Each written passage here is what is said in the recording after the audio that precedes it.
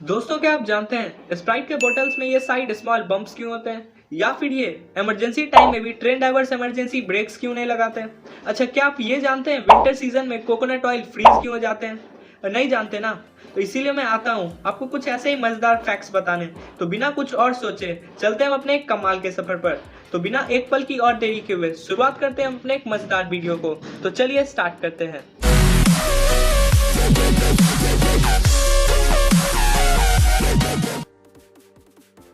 दोस्तों, आपने 90 degree angle जरूर बनाया होगा। क्या आपने कभी ये नोटिस किया है कि 90 डिग्री एंगल एक स्क्वायर या फिर एक रेक्टेंगल से डिनोट होता है?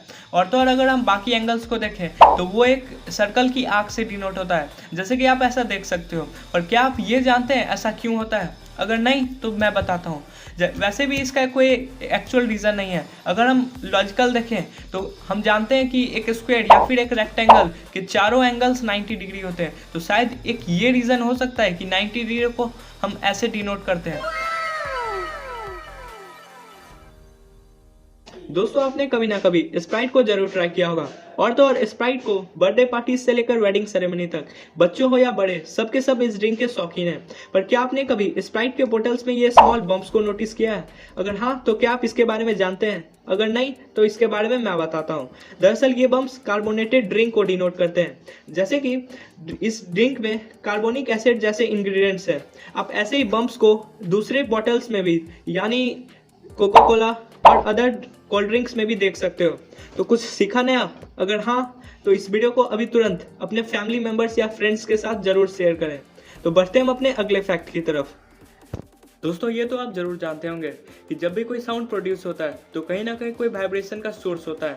तो आपने कभी ये जरूर नोटिस किया होगा कि जब भी हम कुछ बोलते हैं तो हमारा वॉइस बॉक्स यानी हमारा वोकल कॉर्ड वाइब्रेट होता है। तो क्या आपको ये पता है, अगर आप कुछ भी अपने मन में बोलो या उससे कुछ सोचो तब भी हमारा कुछ ना कुछ वॉइस बॉक्स जरूर वाइब्रेट होता है। लेकिन इस वाइब्रेशन की इंटेंसिटी इतनी कम होती है कि नॉर्मली हम इसे ऑब्जर्व नहीं कर सकते। और एक बार एक सोच के देखो, अगर कोई भी साइंटिस्टों ने अगर ऐसा कुछ टेक्नोलॉजी डेवलप कर लिया जिससे वो हमारी वॉइस बॉक्स को रीड कर सके, तो हमारी ब्रेन को भी रीड करना कितना ईजी हो जाएगा। क्या है ये क्रेजी आइडिया? हमें कमेंट्स में ज़रूर बताइएगा। बढ़ते हम अपने अगले फैक्ट की तरफ।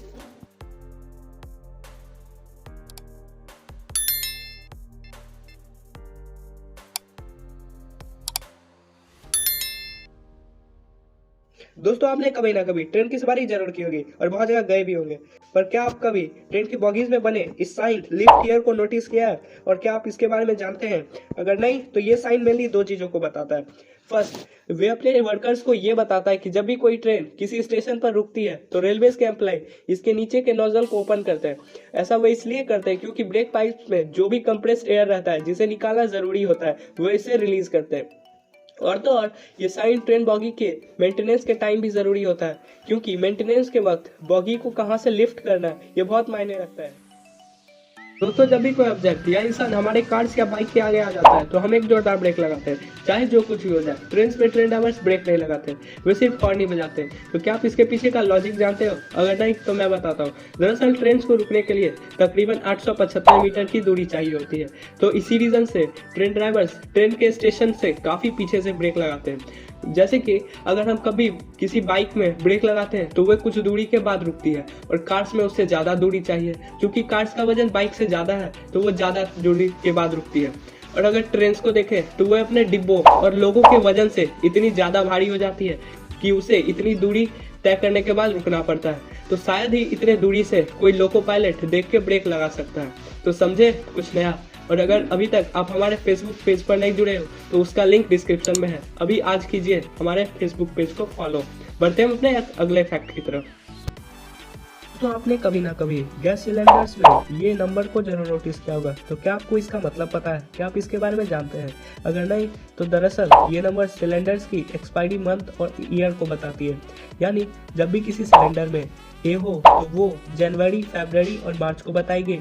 बी अप्रैल, मई, जून, सी उसके अगले 3 मंथ और डी उसके अगले 3 नेक्स्ट मंथ को बताती है। और उसके बगल के नंबर्स एक्सपायरी ईयर होते हैं। जैसे किसी सिलेंडर में अगर B22 है तो उसका मतलब ये होगा कि वो सिलेंडर मैक्सिमम जून 2022 तक ही यूज हो सकती है और उसे अप्रैल मंथ में जमा करवाना होगा, क्योंकि अगर वो सिलेंडर में किसी भी तरह का ब्लास्ट होता है तो गैस कंपनी उसकी जिम्मेदार नहीं होगी, उसके जिम्मेदार आप खुद होंगे। तो अब कोई सा भी सिलेंडर लेते टाइम एक बार ये जरूर चेक कर लेना कि वो उसकी एक्सपायरी ईयर कौन सी है या वो कब एक्सपायर होने वाला है।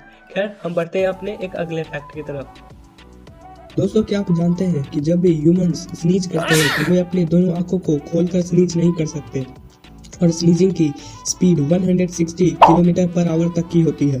और अगर हम इस छींक को रोकने की कोशिश करते हैं तब ये हमारी नर्व्स और हार्ट पर इतना ज़्यादा प्रेशर बनाती है कि जिससे हमारे नर्व्स चौक भी हो सकती है और हमें कार्डिक अरेस्ट तक भी आ सकता है। तो अगली बार से कभी भी छींक रोकने का प्रयास मत करना, नहीं तो ब्रेन हेमरेज भी हो सकता है। तो ठंड के दिनों में नहाना किसे पसंद है और तेल लगा के नहाने जैसा दिखना किसे नहीं। पर क्या आप जानते हैं कि ज़्यादातर ठंड में यूज होने वाले कोकोनट ऑयल थोड़े टेम्परेचर गिरते ही फ्रीज क्यों हो जाते हैं? वे ऐसा क्यों होते हैं, क्या आपको मालूम है?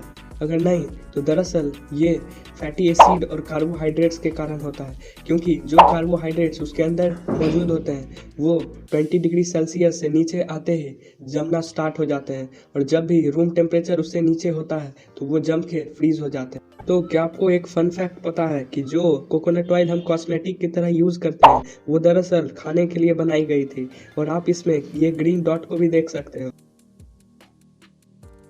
दोस्तों, जब भी हम अपना मोबाइल फ़ोन या टैबलेट यूज़ करते हैं तो वो हैंग ज़रूर हो जाता है, और अगर डिवाइस एंड्रॉयड हो तो वो तो बहुत ज़्यादा कॉमन है।